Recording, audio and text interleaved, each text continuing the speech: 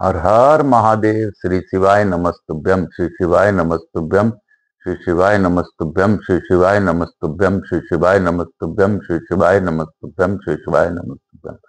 के भोला सब दुख काटो हमारा, हे शंभो सब दुख काटो हमारा। शिव शंकर जपूं तेरी माला, बाबा भोला जपूं तेरी माला के भोला सब दुख काटो हमारा। हे विश्वनाथ सब दुख काटो हमारा। हे काशीपति अधिनाथ सब दुख काटो हमारा। शिव शंकर जपूं तेरी माला, बाबा भोला जपूं तेरी माला के भोला सब दुख काटो हमारा। मैं प्रथम पूज्य देव गणपति गणेश जी महाराज का आह्वान करता हूं तथा उनसे प्रार्थना करता हूं कि इस कथा स्थल पर पधार कर आवाज समझ देवी देवताओं को आने का मार्ग दे। मैं अपने भोलेनाथ मैया पार्वती से अनुरोध करता हूं कि वो गौर बिंदोरा का आसन ग्रहण करें और भावपूर्वक इस कथा का श्रवण कर हम लोगों को आशीर्वाद प्रदान करें। मैं अपने यहाँ के स्थान देवता, वास्तु देवता, ग्राम देवता, क्षेत्रपाल देवता, समस्त रायपुर के देवी देवता एवं इस क्षेत्र के देवी देवताओं का आह्वान करता हूँ। मेरे कुल देवी के सरस्वती माता तथा अपने श्रोताओं के कुल देवता कुल देवी का भी आह्वान करता हूँ। मैं अपने पूर्वजों का मनन करते हुए तथा अपने श्रोताओं के पूर्वजों का मनन करते हुए इस कथा को आगे की ओर ले जाने के लिए आज्ञा चाहता हूँ। मैं स्कंद कुमार स्कंद देव से भी अनुरोध करता हूँ कि इस कथा स्थल पर पधार कर आप भावपूर्वक कथा करवा लें, कर लें, सुन लें और सुनवा लें। मैं अपने गुरु मैं आकाश राजगढ़िया बंसल गोत्रोत्पन्न हम उमा शंकर नारायणी देवी कांता राजगढ़े पुत्र अपने गुरु आचार्य संगीत कृष्ण जी महाराज सांवरिया बाबा वृंदावन वाले की आज्ञा लेकर आज की कथा प्रारंभ करता हूँ। हे गुरुदेव, आप ही मुझसे कथा करवा लें, आप ही मार्ग दिखा दें। ईश्वर प्राप्ति का आपके बिना असंभव है। मैं पंडित प्रदीप जी मिश्रा जी का भी धन्यवाद देता हूं कि उनकी प्रेरणा से मैं कथाओं की ओर बढ़ा। आज पंचमी है, अद्भुत दिवस है, सभी को पंचमी की बधाई।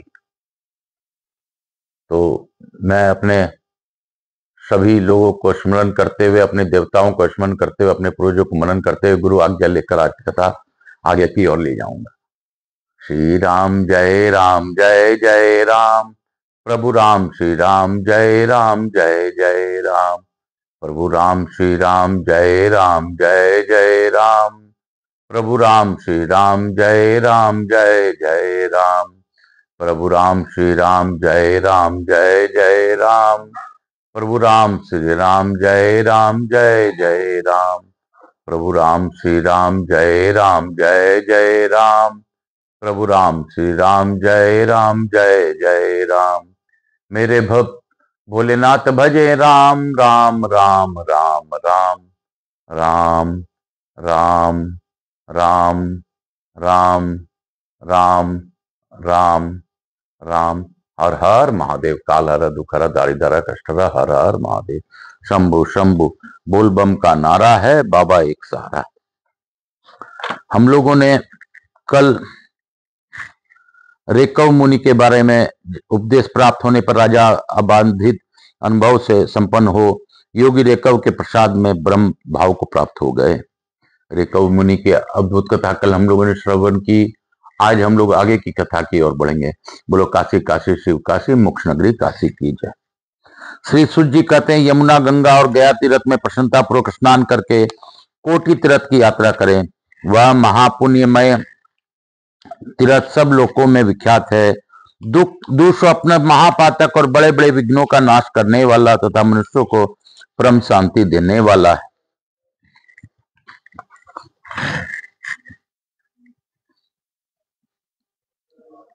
पूर्व काल में दशरथ नंदन श्री रामचंद्र जी की युद्ध में रावण को मारकर गंधमादन पर्वत पर लोक अनुग्रह के लिए एक शिवलिंग की स्थापना की। उस लिंग का अभिषेक करने के लिए वे शुद्ध जल ढूंढने लगे, किंतु वैसा जल उन्हें प्राप्त नहीं हुआ। तब रघुनाथ जी ने मन ही मन गंगा जी का स्मरण करते हुए धनुष की कोटि से शीघ्र ही पृथ्वी को विदीर्ण किया। श्री राम के धनुष को की वह कोटि रसातल तक पहुंच गई। फिर उन्होंने धनुष को पृथ्वी से ऊपर निकाला, तब उस मार्ग से पताल गंगा बाहर निकल आई। उसी जल से श्री रामचंद्र जी ने शिवलिंग का अभिषेक किया। श्री रामचंद्र जी की धनुष की कोटि से उस तीर्थ का निर्माण हुआ था, इसलिए वह तीनों लोकों में कोटि तीर्थ के नाम से विख्यात हुआ। गंधमादन पर्वत पर जो जो तीर्थ हैं, उन सब से पहले स्नान करके पाप रहित हुआ मनुष्य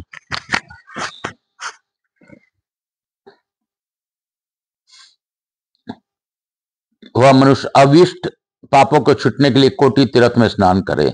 अन्य तीर्थों में स्नान करने से भी जो पाप समुदाय नष्ट नहीं होता, वह अनेक कोटि जन्मों को उपार्जित तथा शरीर की हड्डियों में स्थित पाप पुंज कोटि तीर्थ में स्नान करने से पुनः नष्ट हो जाता है। यदि कोई स्वेच्छानुसार कहीं जा रहा हो या तीर्थ यात्रा करता हो और मार्ग में उसे कोई तीर्थ या देवालय मिल जाए, तो उसके देख या सुनकर भी जो मोहवश उसका सेवन नहीं करता, वह मनुष्य अधम है, ऐसा महर्षियों का वचन है। इसलिए सेतु को जाने वाला पुरुष यदि वहां के अन्य तीर्थों में स्नान नहीं करता, तो वह तीर्थोल्लंघन के दोष से ब्राह्मणों द्वारा बाहर कर देने योग्य है। अतः चक्र तीर्थ आदि में अवश्य स्नान करना चाहिए। इन तीर्थों में स्नान करने के पश्चात शेष पापों से छुटकारा पाने के लिए मनुष्यों को कोटि तीर्थ में स्नान करना चाहिए। पूर्व काल में श्री रामचंद्र जी उसमें स्नान करके उसी क्षण पुष्पक विमान पर आरूढ़ हो वानरों तथा लक्ष्मण और सीता के साथ अयोध्या को चल दिए थे। अतः उन्हीं की भांति कोटि तीर्थ में स्नान करने के शेष पाप से छूटा हुआ मनुष्य उसी क्षण वहां लौट आवे। वह श्रेष्ठ तीर्थ सब लोगों को में प्रसिद्ध है। श्री रामचंद्र जी ने भगवान रामेश्वर का अभिषेक करने के लिए उसका निर्माण किया था। साक्षात भगवती गंगा उसमें निवास करती है तथा तारक ब्रह्म श्री राम ने वहां स्नान किया है। उस कोटि तीर्थ का महिमा का वर्णन कौन कर सकता है। यदुवंश में बाम वसुदेव नाम से विख्यात एक क्षत्रिय थे, जो सूरसेन के पुत्र थे। उन्हीं दिनों भोजकुल में देवकी के एक पुत्र थी, जो देवकी के नाम से विख्यात थी। वसुदेव जी देवकी से विवाह करने के रथ पर आरूढ़ हो अपने निवास स्थान को चले। उस समय अग्रसेन का पुत्र कंस वसुदेव का सारथी बनकर रथ हाँकने लगा। इतने में ही बहिन ने और बहनोई को ले जाने वाले कंस की संबोधित करके आकाशवाणी ने कहा, शत्रुदमन कंस, जिस देवकी को तुम लिए जा रहे हो, उसका 8वां गर्भ तुम्हारा घातक होगा। यह दिव्य वाणी सुनकर कंस ने तलवार खींच ली और बहन को मार डालने का प्रयत्न किया। यह देखकर वसुदेव जी ने कहा, कंस, इससे जो संतान ने पैदा होंगी उन सबको मैं तुम्हें सौंप दूंगा। यह तुम्हारी बहन है, इसका मत मारो, इससे तो तुम्हारा कोई भय नहीं है। यह सुनकर कंस ने देवकी को मारने का विचार छोड़ दिया और वसुदेव देवकी के साथ अपने घर को लौटा। कंस बड़ा दुष्टात्मा था। उसने बहन और बहनी को दोनों को पैरों में बेड़ी डालकर कारागार में कैद कर लिया। तदंतर बहुत समय व्यतीत होने पर देवकी ने वसुदेव जी को क्रमशः 6 पुत्रों को जन्म दिया। उन सब की वसुदेव कंस की अर्पित कर दिया। कंस ने उनका वध कर डाला। इसी प्रकार देवकी के गर्भ से उत्पन्न होने वाले 6 पुत्रों के मारे जाने पर 7वें गर्भ के रूप में साक्षात भगवान शेष ने देवकी के उदर में प्रवेश किया। उस समय भगवान विष्णु की आज्ञा से माया देवी ने उस गर्भ को रोहिणी के उदर में स्थापित कर दिया। रोहिणी उन दिनों नंद गोप के घर में निवास करती थी। लोगों में यह बात फैल गई कि देवकी का 7वां गर्भ गिर गया।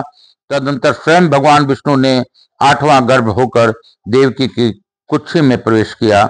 10 महीने बीत जाने पर अविनाशी भगवान श्री हरि देवकी के उदर से प्रकट हुए, जो कृष्ण नाम से विख्यात हुए। जन्म के समय वे शंख, चक्र, गदा और खड़ग से सुशोभित चतुर्भुज रूप में दृष्टिगोचर हुए। उनके मस्तक पर किरीट और गले में वनमाला शोभा पा रहा था। वे माता पिता के शोक का नाश करने वाले थे। सर्वेश्वर भगवान श्री हरि के देखकर वसुदेव जी ने उनका सेवन किया। वसुदेव जी बोले, प्रभु, आप ही संपूर्ण विश्व के रूप में विराजमान हैं। आप ही इस विश्व में पालक हैं। उसकी उत्पत्ति के स्थान भी आप ही हैं। यह संपूर्ण विश्व आप में से ही स्थिर है।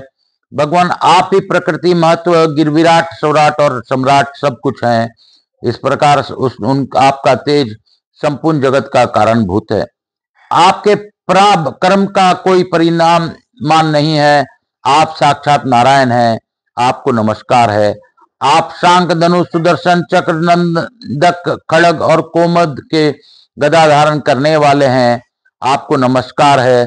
अत्यंत मनोहर रूप धारण करने वाले आपको नमस्कार है। इस प्रकार स्तुति करने पर वाले वसुदेव को और देवी देवकी को भी प्रसन्न करते हुए भगवान श्री हरि ने कहा, माता और पिताजी, आप दोनों भयभीत न हो, मैं कंस का वध करूंगा। नंद गोप की पत्नी यशोदा ने एक पुत्री को जन्म दिया है। वह सब लोगों को मोहने वाली मेरी माया ही है। आप मुझे ले जाकर यशोदा का शैया पर सुला दें और यशोदा को पुत्री को लाकर देवकी के शैया पर सुला दें। भगवान श्री कृष्ण ऐसा कहने पर वसुदेव जी ने वैसा ही किया। देवकी के शैया पर सुलाते ही वह मायामयी पुत्री रोने लगी। बालक के रोने की ध्वनि सुनकर कंस व्याकुल चित्त होकर आया और सुतिका घर में घुसकर उसने कन्या को ले लिया। उसके मन में तनिक भी लज्जा और दया नहीं थी। उसने उस बालिका को ले जाकर पत्थर पर पटक दिया। उसके हाथ से छूटते ही वह बालिका 8 बड़ी बड़ी भुजाओं से युक्त अस्त्र से सुशोभित महादेवी के रूप में प्रकट हुई और कंस को पुकारकर अत्यंत कुपित होकर बोली, अरे पापात्मा कंस, ओ दुर्बुद्धे, रे मूर्ख, तेरे प्राणों का हरने वाला शत्रु कहीं ना कहीं उत्पन्न हो गया है। अब तू अपनी मृत्यु रूप इस शत्रु को खोज करता रह। ऐसा कहकर देवी, जो मनुष्यों से पूजा पाकर उनका अभिष्ट सिद्ध करने वाली है, दिव्य स्थानों में चली गई। देवी का वचन सुनकर कंस अत्यंत व्याकुल चित्त हो उठा। उसने अपना प्राणांत करने वाले शत्रुओं को पीड़ा देने के लिए तथा दूसरे दूसरे बालकों को भी सताने के लिए पुतना आदि बाल ग्रह को भिन्न भिन्न स्थानों से भेजा। वे सभी बाल ग्रह नंद के गोकुल में गए और वहां श्री कृष्ण के हाथ में मारे गए। तदंतर कुछ दिन और बीत जाने पर बालभद्र और श्री कृष्ण गोकुल में बढ़कर शैया सियाने हो गए। उन्होंने अनेक प्रकार के बाल क्रीड़ाओं में खेल किया। कुछ काल तक वे दोनों भाई बांसुरी बजाते हुए बछड़े चराते रहे। कुछ वर्षों तक गाय चराते रहे। उस समय वे वन में गुंजा और तापी के आभूषण धारण करते थे। इस प्रकार बलराम और श्री कृष्ण दीर्घ काल तक गोकुल के नाना प्रकार की लीलाएं करते रहे। एक समय कंस ने बलराम और श्री कृष्ण को बुलाने के लिए अक्रूर को गोकुल में भेजा। अक्रूर जी कंस को आज्ञा से जाकर उन दोनों भाइयों को गोकुल में से मथुरा बुला लाए। मथुरापुरी स्वर्णमय द्वार से शोभा पा रही थी। बलराम और श्री कृष्ण को लाकर अक्रूर जी पुरी में आ गए और कंस से मिलकर उसे सब समाचार बताया। तत्पश्चात उन्होंने अपने घर में प्रवेश किया। तदंतर दूसरे दिन वसुदेव के दोनों पुत्र अपने प्रिय मित्र गोप बालकों के साथ मथुरापुरी में आए। नगर की युवतियां उनके रूप गुण को प्रशंसा करती और वे उसे सुनते और वे आगे बढ़ते जाते थे। तदंतर श्री कृष्ण ने बलराम के साथ धनुषशाला में जाकर दृढ़ प्रत्यंचा वाले बड़े भारी धनुष को देखा और सब रक्षकों को दूर भगाकर लीला पूर्वक उस धनुष को हाथ में ले लिया। फिर जब प्रत्यंचा चढ़ाने के लिए उसे झुकाया, तब बीच से टूटकर उसके 2 टुकड़े हो गए। धनुष टूटने का सब सुनकर वहां आए हुए बलवान रक्षकों को मारने के लिए उन दोनों महाबली बंधुओं ने धनुष के दोनों टुकड़े उठा लिए और उन्हीं के से सबको मार गिराया। तत्पश्चात रंगशाला के द्वार पर खड़े हुए कुवलियापीड नामक हाथी को मारकर महान बल और पराक्रम से युद्ध पर बलराम तथा श्री कृष्ण ने उनके दोनों दांत उखाड़ लिए और उन्हें हाथ से पकड़कर कंधे पर रखे हुए क्षण भर में वे रंग भूमि में जा पहुंचे। वहां उन दोनों ने चाणूर, मुष्टिक बल तथा दूसरे दूसरे प्रमुख पहलवानों को मारकर परम धाम को पहुंचा दिया। फिर दोनों भाई शीघ्र ही उछलकर ऊंचे मंच पर चढ़ गए। वहां एक कंस के एक ऊंचे आसन पर बैठा हुआ था।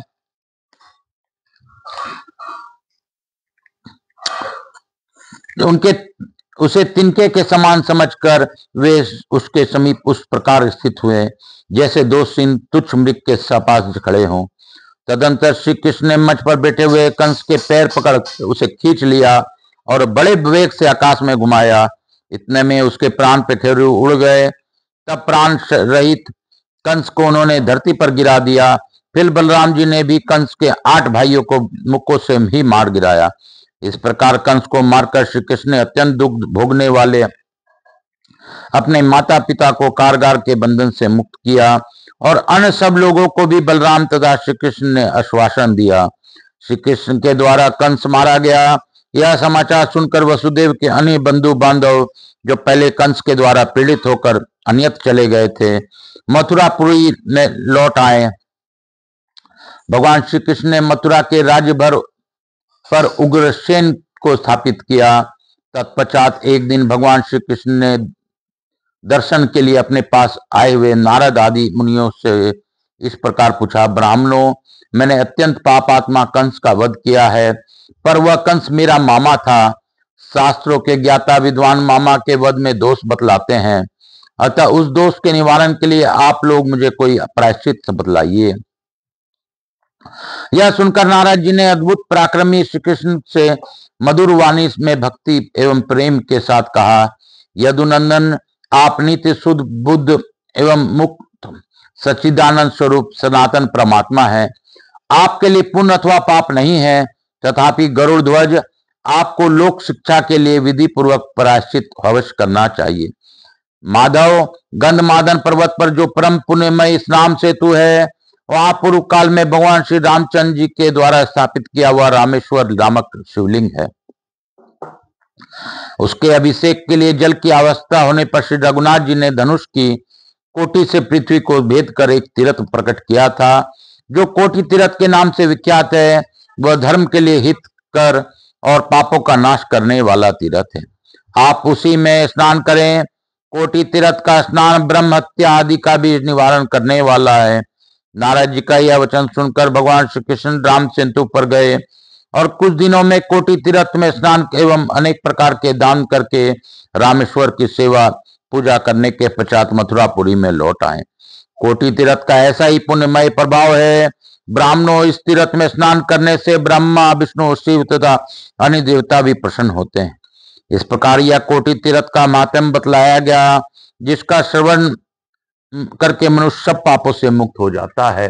बोलो कोटि तीर्थ की जय, बोलो कृष्ण भगवान की जय, बोलो मेरे महादेव की जय, बोलो यदुनंदन कृष्ण की जय, देवकी वसुदेव की जय।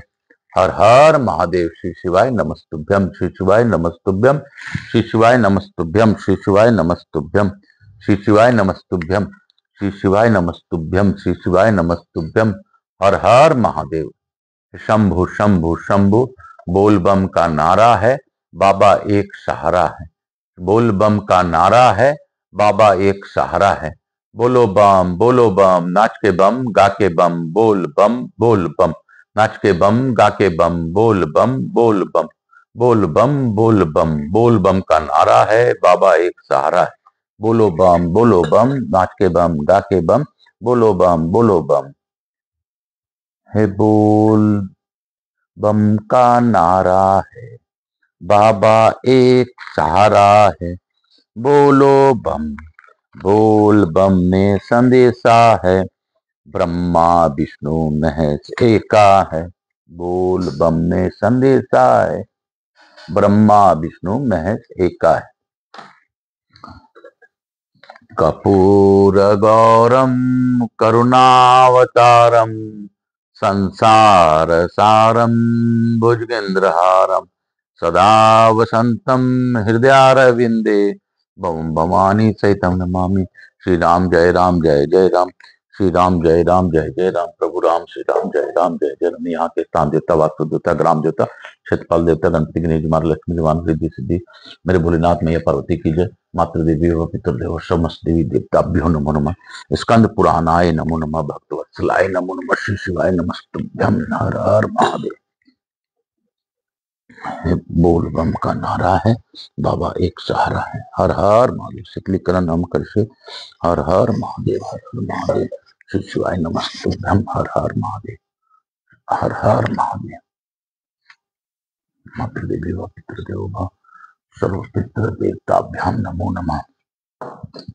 कालहर दुखहर दारिद्र कष्टहर, हर हर महादेव। शंभु शंभु। बोल बम का नारा है, बाबा एक सहारा है।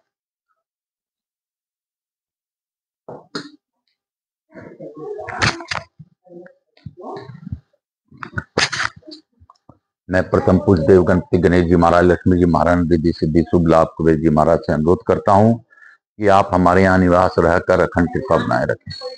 आवाज समझ देवी देवताओं से अनुरोध करता हूं कि आप हम सभी लोगों को आशीर्वाद प्रदान कर अपने स्थान को गमन करें, पुनः बल्लाने पर पधार कर आशीर्वाद प्रदान करें। मैं अपने भोलेनाथ मैया पार्वती को भी धन्यवाद देता हूं, उन्होंने भावपूर्वक इस कथा का श्रवण किया और इस कथा का श्रवण कर हम लोग को कृतार्थ किया। बाबा भोलेनाथ सबकी पर अखंड कृपा बनाए रखे। काल हरा दुख हरा दारिद्र कष्ट हरा, हर हर महादेव। हे बाबा, मैं किस कष्ट से जुड़ रहा हूं वो आप जानते हैं, आपका बस आप जाने, आपका काम जाने। मैं तो आपके शरण में हूं और रहूंगा। बाबा, आपको जिस प्रकार मेरे साथ करना हो कीजिए। बाबा, इस विश्व में आपका ही है, जिसकी मर्जी से के बिना पत्ता नहीं हिलता। काल हरा दुख हरा दारिद्र कष्ट हरा, हर हर महादेव। शंभु शंभु। बोल बम का नारा है, बाबा एक सहारा है। बोलो बम, नाच के बम, गा के बम, बोलो बम, बोलो बम। हे बाबा, विश्व का कल्याण कीजिए। जो इस कथा का श्रवण करे उनको उन पर कृपा दृष्टि बनाए रखिए। जो इस कथा का सब्सक्राइब करे उनके रक्षण स्वयं आप कीजिए। काल हरा दुख हरा दारिद्र कष्ट हरा, हर हर महादेव। शंभु शंभु। बोल बम, बोल बम, बोल बम।